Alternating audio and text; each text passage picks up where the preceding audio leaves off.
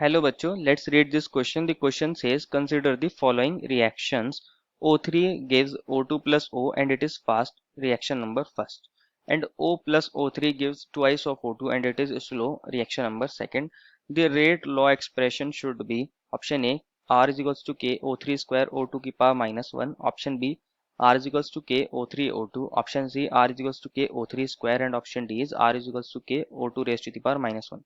बच्चों इस क्वेश्चन के अंदर में दो रिएक्शंस दी गई हैं और हमसे पूछा गया है कि इसका रेट लॉ एक्सप्रेशन क्या होगा। रेट लॉ एक्सप्रेशन के लिए बच्चों हमें ऑर्डर पता होना चाहिए कि ऑर्डर हमारा इंडिविजुअल टर्म्स के लिए इंडिविजुअल रिएक्टेंट्स के लिए क्या होगा। और ऑर्डर हमें दिया जाता है किसकी हेल्प से निकालते हैं ऑर्डर, या तो एक्सपेरिमेंट से, और अगर मुझे मैकेनिज्म देख के लिखना होता है तो मैं स्लोएस्ट स्टेप को कंसिडर करता हूँ। स्लोएस्ट स्टेप जो होता है हमारे पास वो रेट डिटरमाइनिंग स्टेप होता है। तो मैं ऐसे लिख सकता हूँ कि मुझे यहाँ निकालना है ऑर्डर ताकि मैं रेट लॉ एक्सप्रेशन लिख सकूँ, और वो कौन देता है मुझे, स्लो स्टेप देता है। ये हमारा यहाँ की कंसेप्ट रहेगा। अब इन रिएक्शंस को यहाँ दोबारा लिख लेते हैं कि हमें क्या क्या रिएक्शंस दी गई थी। हमें फर्स्ट रिएक्शन दी है O3 चेंज हो रहा है किसके अंदर, हमारा ट्वाइस O2 प्लस O के अंदर। तो लिख सकता हूँ O2 प्लस O, और ये बच्चों फास्ट स्टेप है तो हम भी इसको फास्ट लिख लेंगे। और ये इक्वेशन नंबर कौन सी थी बच्चों, फर्स्ट थी। ये रिएक्शन जो हो रही है ये इक्विलिब्रियम रिएक्शन है तो मैं इसके लिए यहाँ इक्विलिब्रियम कांस्टेंट के इक्विलिब्रियम लिख सकता हूँ।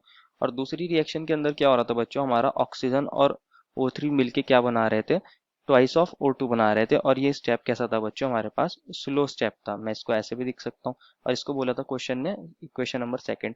इसके लिए मैं रेट कांस्टेंट को K1 मान रहा हूँ। अगर मुझे रेट लिखना होता है तो मैं स्लो स्टेप को देखता हूँ और लिख दूंगा rate is equals to K, rate is equals to R is equals to K और ओ इंटू O3। और इनके कोफिशिएंट 1 1 है तो हम रेट डिटरमाइनिंग स्टेप से यहाँ कोफिशिएंट को देख के ऑर्डर लिख देंगे 1 1। इसको चेक करूंगा ऑप्शन में तो कहीं कोई भी ऑप्शन ऐसा नहीं है जिसमें नेसेंट ऑक्सीजन लिखा हो, सब में या तो O3 है किसी में O2 है, ऐसा कोई ऑप्शन नहीं है। तो मैं इस ऑक्सीजन को क्या करना चाहूंगा, एलिमिनेट करना चाहूंगा, इसे फर्स्ट मान लूंगा। और मैंने यहाँ रेट कांस्टेंट K1 माना था।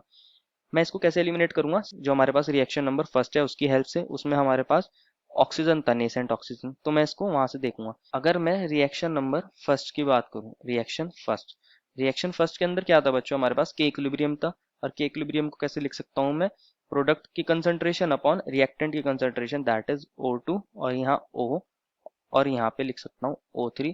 मैं इससे ऑक्सीजन की वैल्यू निकाल लूंगा। इसको मैं अगर सॉल्व करता हूँ तो मैं लिख सकता हूँ के इक्विलिब्रियम, और इसको मल्टीप्लाई कर दूं यहाँ O3 से, जो डिनोमिनेटर में था वो यहाँ मल्टीप्लाई हो जाएगा, और जो न्यूमिनेटर में है वो यहाँ डिवाइड कर देगा अपॉन O2। ऐसे लिख सकता हूँ is equals to nascent oxygen की वैल्यू आ गई, इसे मान लेता हूँ 2, और इस वैल्यू को फर्स्ट में सब्सटीट्यूट कर देता हूँ फ्रॉम फर्स्ट एंड टू।